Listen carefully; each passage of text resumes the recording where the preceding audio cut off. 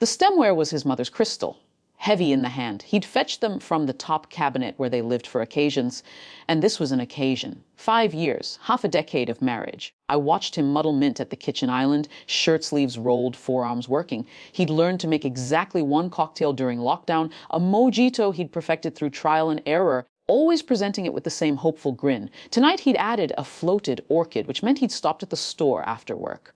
"I'm taking it to the balcony," I said. "For the light." He smiled. "Make it look good."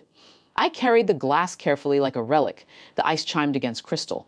I stepped through the sliding door into the thick summer heat, already angling for the sunset, when I heard his voice through the thin wall. Low muffled, but clear enough. Sure, it's untraceable. I stopped breathing. The ice kept chiming. I held very still. He said, "Yeah." "She'll drink it," and then a pause, listening. "No, I know. I just need to be sure there's nothing they can test for later." I backed away from the door. 1 step. 2. The glass in my hand felt like a grenade. The kitchen was empty. His phone lay face up on the counter. The call ended. A number on the screen that he'd never saved. I don't remember swapping the glasses. I only remember the precision of it. His mother's crystal identical. His drink waiting where he'd left it by the sink. Mine now in its place. I carried his drink to the balcony and posed for a photo I would never post. He came out smiling. I watched him lift the glass. Watched him drink. "You okay?" he asked. "Perfect," I said. Dinner was lasagna from the freezer. He'd bought it special, he said. I served him first. He ate 2 bites before frowning. "Headache," he said. I refilled his water. Told him to rest. By dessert, he was pale. By 9, he was in the bathroom. I sat on the bed and listened to him retch, counted the minutes, felt nothing but a deep and patient stillness.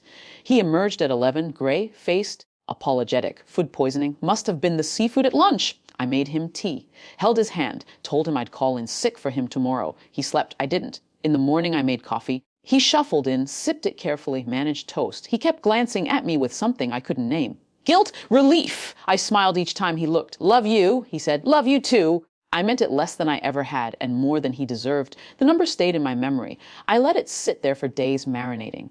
Then I called it from a payphone downtown, listened to a man's voice say hello, and hung up, just to know it was real, just to hear the shape of the voice that would help my husband erase me.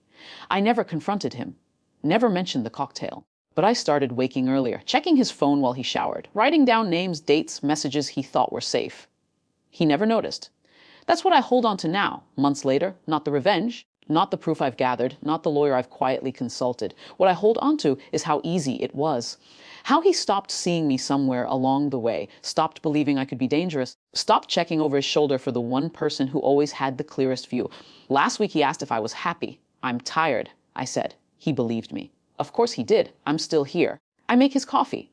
I answer when he speaks.